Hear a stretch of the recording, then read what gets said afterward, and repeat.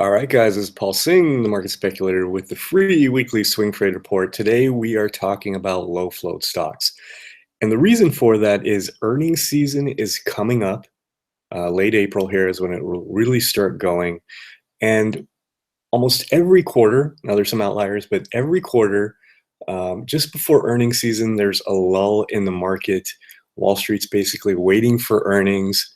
And that's when we get market direction, either to the downside or up. And if we look at SPY here, we can see some of that with over the last 2 weeks here, the market really just sitting in this range here, right at the 50-day moving average. And stocks have taken their cue, and most have done the same thing. There have been some outliers like Tesla, which have been moving, and BABA, but for the most part, the big momentum stocks have not really been doing a whole lot.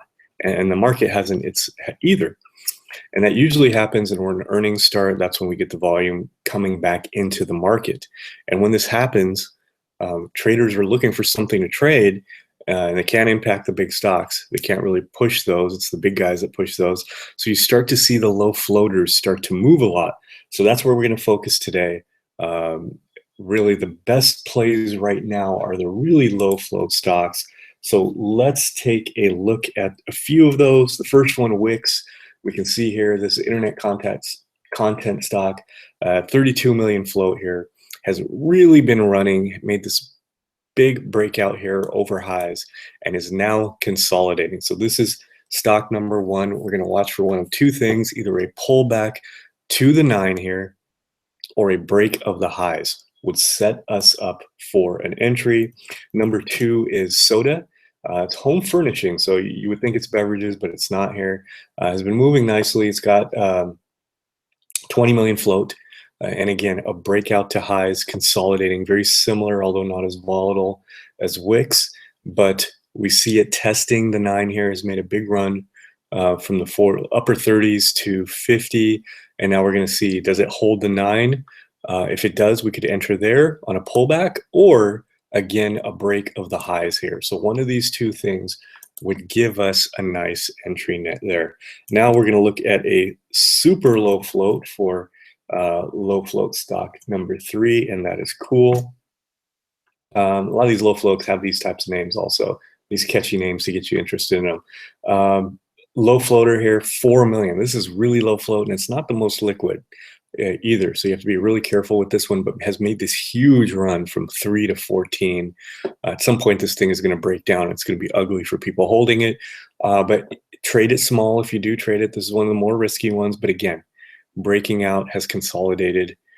Does it hold the 9? If it shows strength there, you can enter there, or wait for a break of either this range or the high here. 3 different ways to play it. Remember, take a super small position size, because if it does break down, you don't want to get caught here. So a little bit more risky, but a good setup nevertheless. And let's look at MOMO here. I don't have the float size here. I'm pretty sure this is a low floater here. Has made a huge run, very volatile, has consolidated in here, and it's breaking to highs.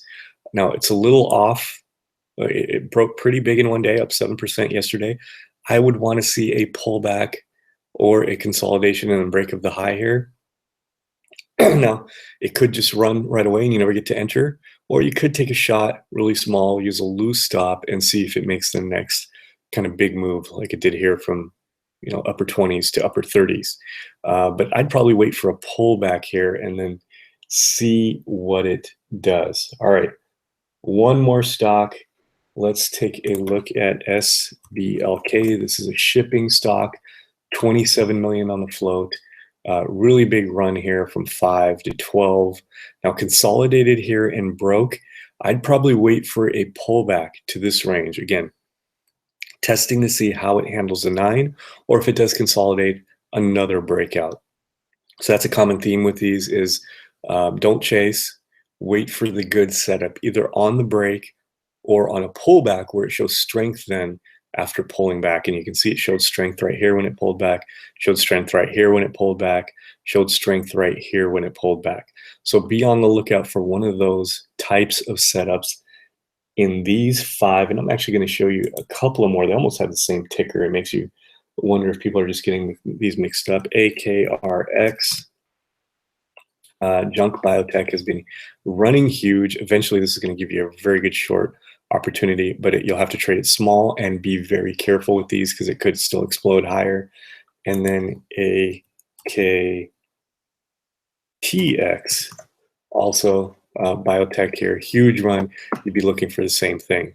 All right, so that's 7 low float stocks here. The last 2 are really risky, as is cool. But these are the type of things that tend to move before earnings season.